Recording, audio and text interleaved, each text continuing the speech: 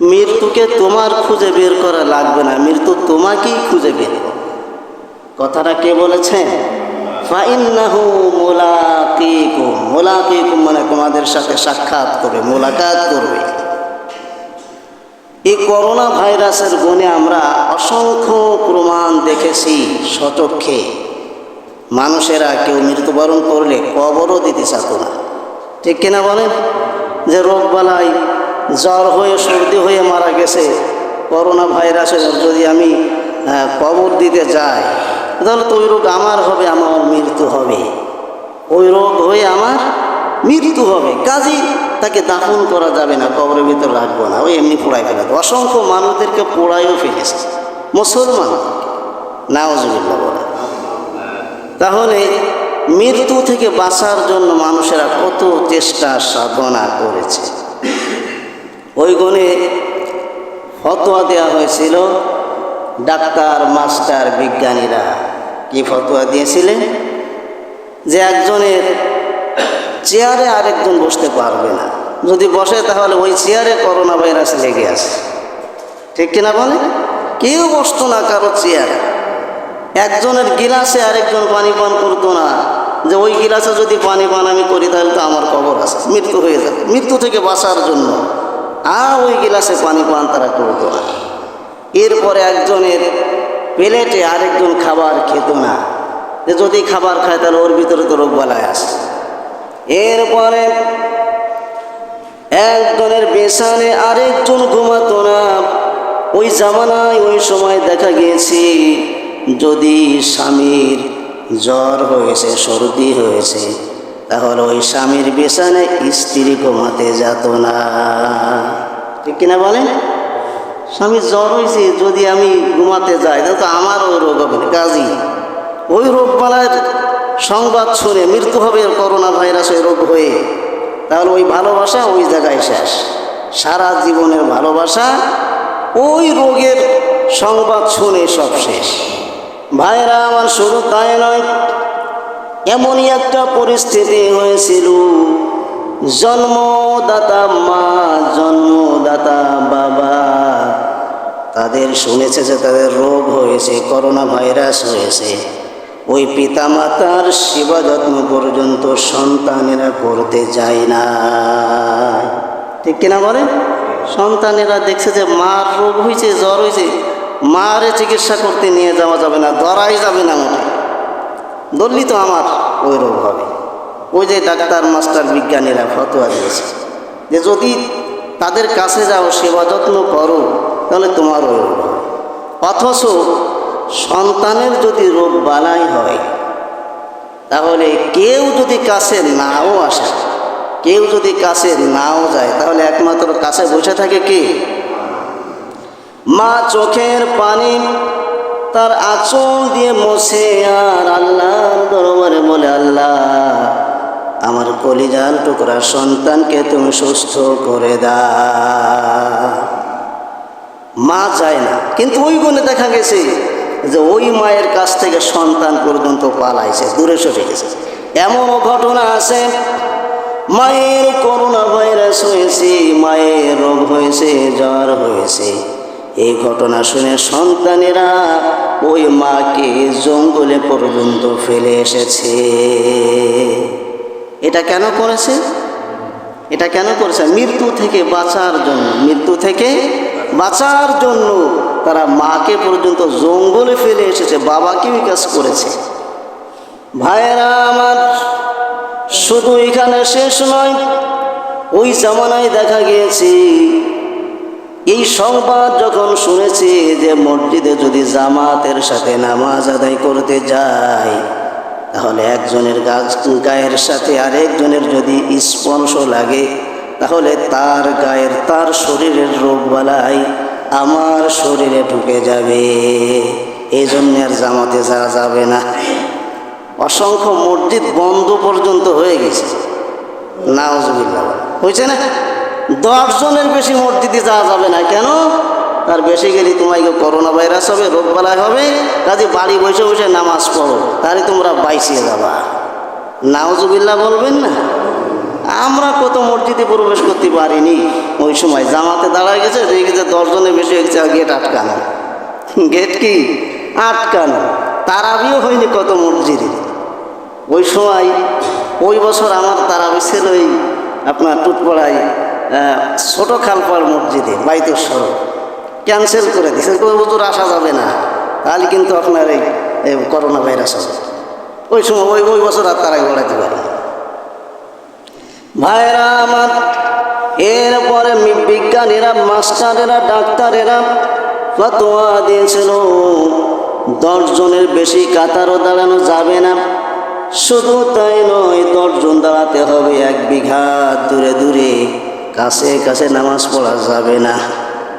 কি কাছে কাছে গায়ে গায়ে মিলে মিলে নামাজ পড়া, কাঁধে কাঁধ মিলে ফাঁকা জায়গায় বন্ধ করে নামাজ পড়া, 1 বিঘা দূরে দূরে দাঁড়ায় নামাজ পড়তে হবে, তাহলে তোমরা কিছুটা বেঁচে থাকতে পারবা। এই ফতোয়া কি আল্লাহ রসুলের ফতোয়া নাকি দুনিয়ার মানুষের ফতোয়া? এই আইন কি আল্লাহ রসুলের আইন নাকি দুনিয়ার মানুষের আইন? আল্লাহর আইন কি, রসুলুল্লাহর আইন কি? রসুল্লাহ বলেছেন, সাহাবীরা শোনো, যখন তোমরা নামাজের কাতারে দাঁড়াবে, ওই সময় তোমরা ফেরেশতাদের মতো নামাজের কাতারে দাঁড়াবে। ফেরেশতারা যখনই সারিবদ্ধভাবে দাঁড়ায়, ফেরেশতারা ফাঁকা জায়গাগুলি বন্ধ করে দাঁড়ায়। ফেরেশতারা কাঁধে কাঁধ মিলে দাঁড়ায়, ফেরেশতারা সোজা করে কাতারে দাঁড়ায়। সুতরাং তোমরাও সোজাভাবে কাতারে দাঁড়াবি এবং ফাঁকা জায়গাগুলি বন্ধ করে কাঁধে কাঁধ মিলায়ে দাঁড়াবে। সুবহানাল্লাহ বলেন। সাহাবীরা প্রশ্ন করলেন, ইয়া রাসূলুল্লাহ, এই গায়ে গায়ে মিলে দাঁড়ালে লাভ কি হবে? তখন রাসূলুল্লাহ বললেন, সাহাবীরা শোনো, তোমরা যদি ফাঁকা ফাঁকা করে দাঁড়াও, তাহলে ওই ফাঁকা জায়গায় ইবলিস দাঁড়ায় যাবে। কে দাঁড়ায় যাবে বলেন? ইবলিস। ইবলিস যখনই তোমাদের কাতারের মাঝখানে দাঁড়ায় যাবে, ফাঁকে ফাঁকে যখনই দাঁড়িয়ে যাবে, তোমাদের ভিতরে ইবলিস বিভিন্ন রকম কুমন্ত্রণা দেবে। এই কুমন্ত্রণা দিতে দিতে এক পর্যায়ে তোমার নামাজে ভুল হয়ে যাবে। ঠিক কিনা বলেন? আর ভুল নামাজ আল্লাহর দরবারে কবুল হবে না। ফতোয়া কে দিলেন? বিশ্বনবী বললেন, কাতার যখন দাঁড়াবা, তখন তোমরা কাঁধে কাঁধ মিলে ফাঁকা জায়গাগুলি বন্ধ করে গায়ে গায়ে দাঁড়াবে।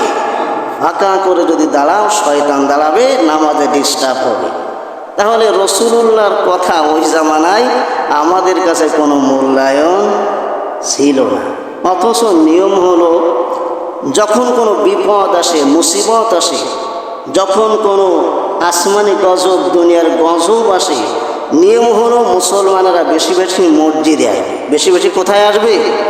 মসজিদে আসবে, এবং বেশি বেশি মসজিদে বসে বসে সিজদা দেবে, রুকু করবে, আল্লাহর কাছে কাঁদবে, মোনাজাত করবে, দোয়া করবে, এক জায়গায় সকলে দল বেঁধে বসে বসে। ঠিক কিনা বলেন?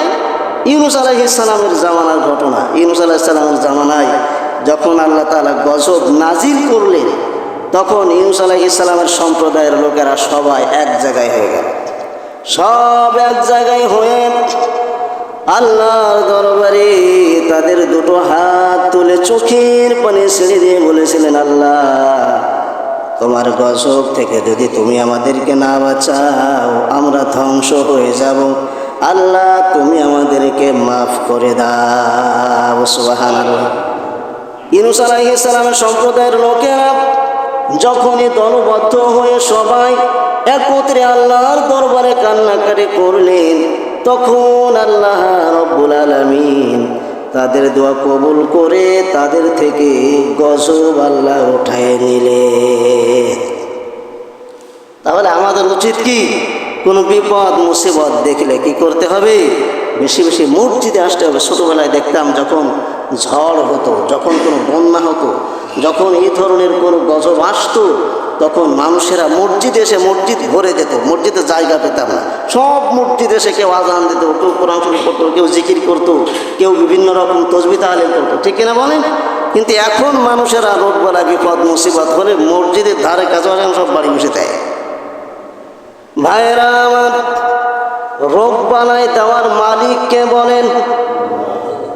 কোরআনে কারীমের ভিতরে আল্লাহ তাআলা বলেন সূরা আনাম 7 নম্বর পারা 8 নম্বর সাফা, আল্লাহ তাআলা বলেছেন ওয়া ইয়ামসাসকাল্লাহু